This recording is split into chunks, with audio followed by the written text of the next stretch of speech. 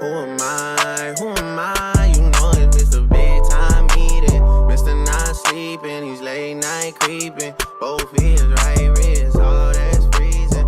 You know I'm a dog, I'm a hard pass demon. Says you wanna.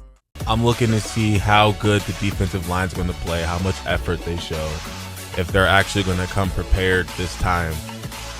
If they don't come on their A game, they're going to get ran off the field again. Micah Parsons, Dak, they got these guys fired up, ready to go, and ready to stick to our assignments and do our jobs.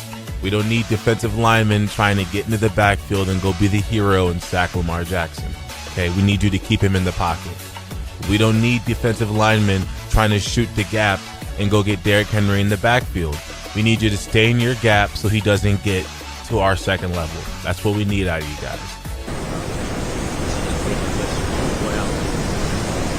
I mean, the same thing. I think right now we got people just trying to be Superman. People just got on their jobs, bro. We don't need everyone to be Superman. We don't need no Supermans at all. We just need 11 guys playing together. And right now, they're just not in unison.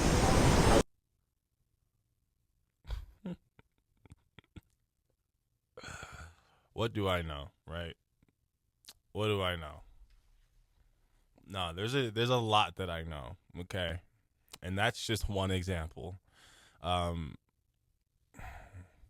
do you want me to do? What I told you. I told the people who click on my videos, thank you so much for clicking, and for those who like and subscribe, thank you.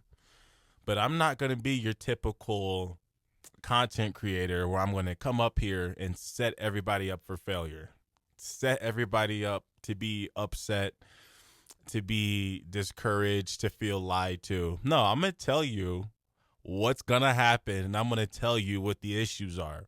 Did I not sit up here for the past 3 weeks staring into this camera saying that penalties were our issue and that it does not matter how good our team is if we have no discipline? How it does not matter how good our quarterback is if we have no discipline, because we have penalty after penalty after penalty after penalty. And what did we see before the game could even get going? 2 minutes, 2 penalties. Shocker. Shocker. Oh, wait, there's more. 3 minutes, 3 penalties. Shocker. This is bad coaching. This is bad practice preparation. I mean, come on. I mean, this is every week stuff. This is now became every year stuff. It all goes to the same channel, okay? This is not something where you have multiple issues. There is one issue, and that one issue is the host that all these parasitic problems are feeding off of, and that is our lack of a disciplinary coaching staff. Penalties, offside, staying out of our gap, not tackling, CeeDee Lamb throwing fits on the sideline. All of these things are things that you see with a team that does not have a disciplinary coach.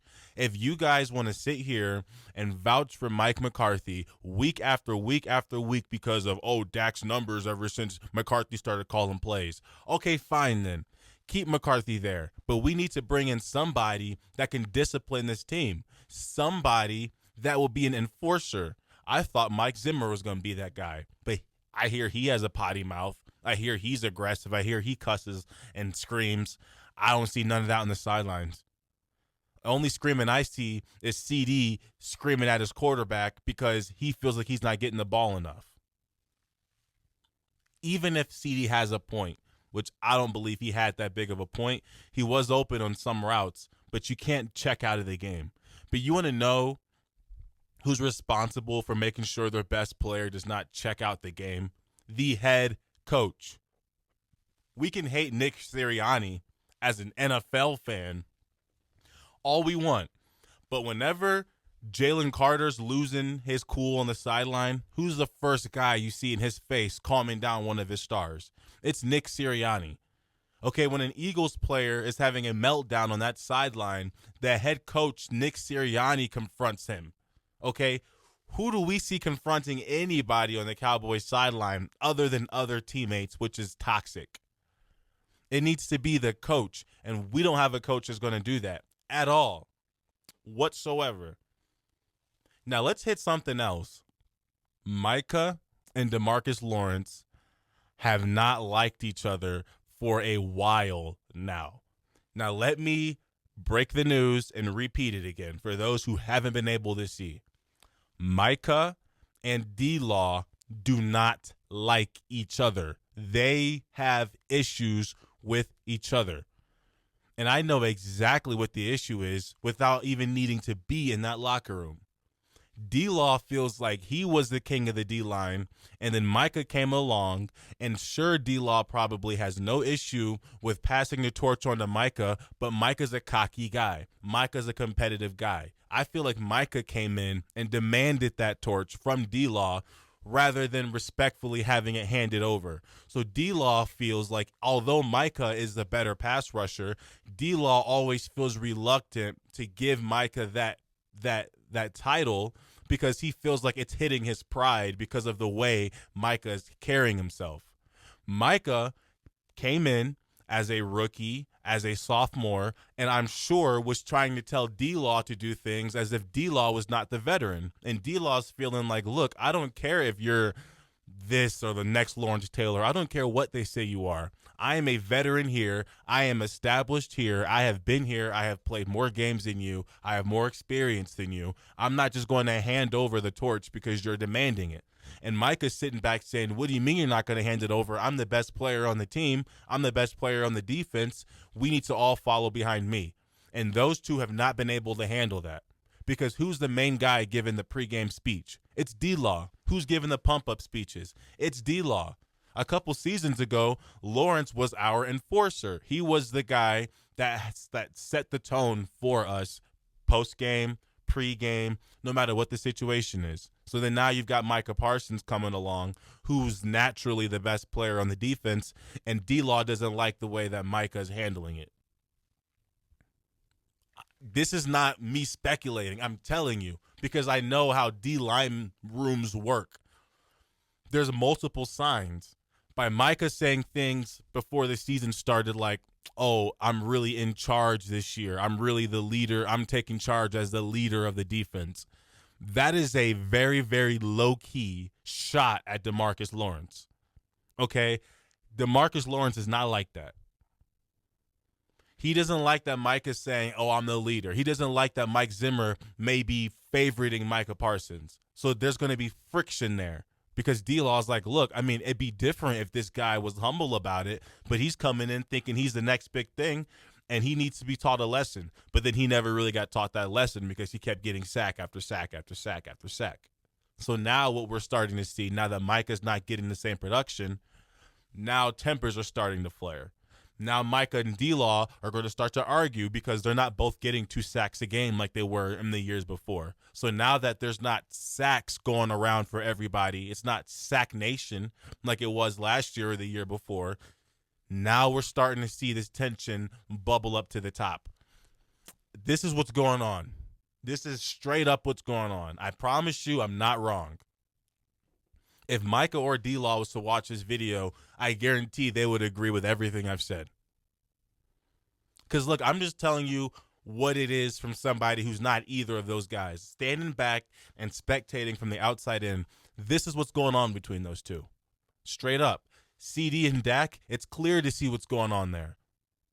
CD is riding the same Dak Prescott roller coaster that we are all riding. Some games he's good, some games he's not. Some throws are terrible, some throws aren't. Some throws could be a little bit in head, but they're still catchable. Some throws are way too high. So CD was getting good enough balls to be content last year, but this year around, now that he's got his money, he's not trying to sit around for the whole first quarter and not get any targets like we saw happen yesterday. He's not trying to watch the offense score no points, and he's not getting the ball thrown his way. So what do we see? We see him and Dak arguing. and I've said this before about athletes, and I'll say it again. There is nothing worse than demanding the ball. CD did this last year. Demanding the ball and then getting the ball thrown to you, and you don't capitalize on your opportunity. Last year, he went into McCarthy's office. He threw a fit. He said, I want more targets. And he started going insane after that. 150 yards a game, 2 touchdowns, week after week after week. That's when he became the best receiver in the NFL. What we saw this time was him pouting because he wasn't getting the ball. He demands the ball. He gets the ball, and then he fumbles. So now he feels like he's in the negative. Now he's spent a bunch of money he doesn't have. Now he's feeling the pressure because he's already opened his mouth about wanting the ball, and then he fumbled it. So now he feels like he really has to overcompensate. So then the next time the ball's getting thrown to him, guess what he's doing? He's already ready to run before he catches the ball because he wants to go show everybody why he should get the ball. So he starts dropping passes. Now, this is where I expected CD to have accountability, but he didn't. He blamed it on the quarterback. He pouted on the sidelines. He stayed checked out. I blame the coaches for not getting him to lock in. I blame his teammates for not getting him to lock in. Trevon Diggs, Micah Parsons, I thought you guys were his homies. I thought you guys were his homeboys.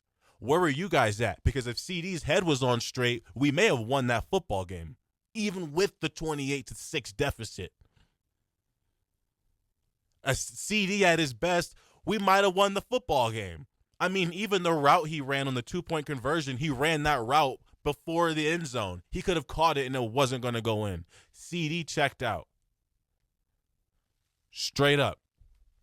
He's upset that Prescott's throwing so many inaccurate passes, which can be a fact because Dak's always had that issue, okay? He'll complete some passes, but he doesn't throw it in a way where a receiver can catch it and run. He'll make you stop your momentum and make great catches and make conservative catches, but he doesn't allow the guys to catch the ball and run. And what does CD want to do? He wants to catch the ball and run.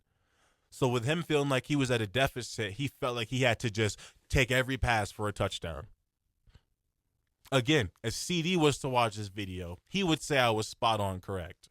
I mean, all of it is, it's not hard to see, right? It's pretty clear. If you've been in a football locker room, you see all these things.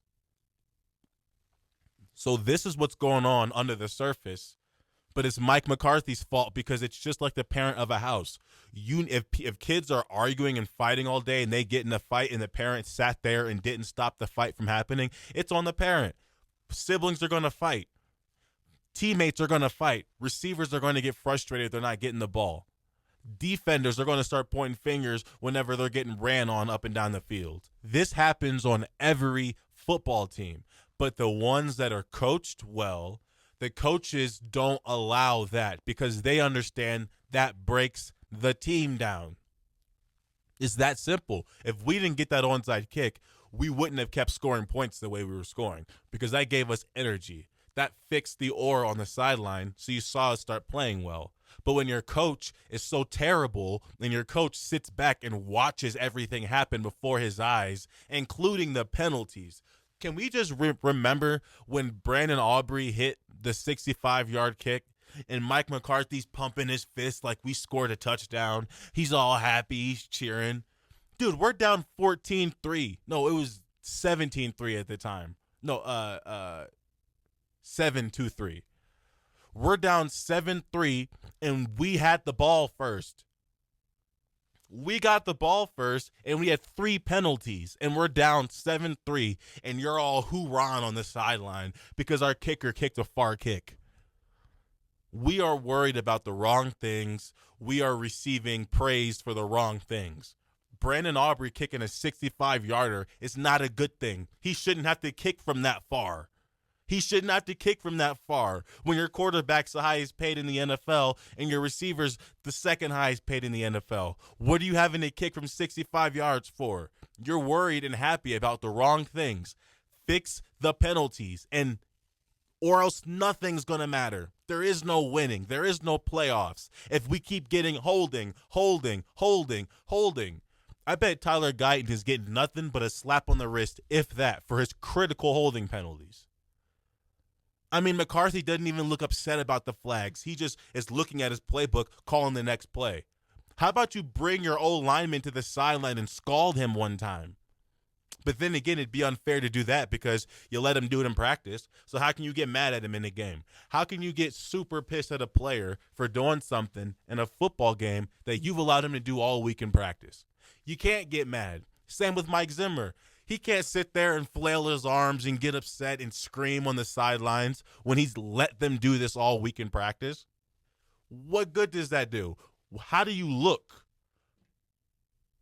Our coaching staff's the issue. So, I'm 1 week away from hopping on the Belichick train. And I'm not talking about for next season. I want him this year. I want McCarthy out, and I want Bill Belichick as our coach this year. This year. He should have been the coach already, but I want him this year. If you're a Cowboy fan and you want Belichick this year, you drop that down in the comments. Whoever clicks on this video, thank you for watching. I'm sorry, but then again, I always try to warn you guys. I always try to give the heads up, and I'm going to do the same for this next game and then one after that. This is easy for me because I don't have to come up here and lie and try to find a way to say, oh, we still can. No, I'm going to tell you why what's happening is happening. Whatever we need to do to fix it, that is not us as the fans to choose. What we can do is we can stop buying merchandise and we can stop going to the games. I mean, what else is going to stop this? Jerry sits up there, and I guarantee that guy's happy that the game was just close for the sake of the fans and the money and we showed fight. No one wants to hear that, man. Thank you guys for clicking the video. We'll see you on the next one. We're going to break down some New York Giants and how this game can also be much closer than it should be. Zay Talks out.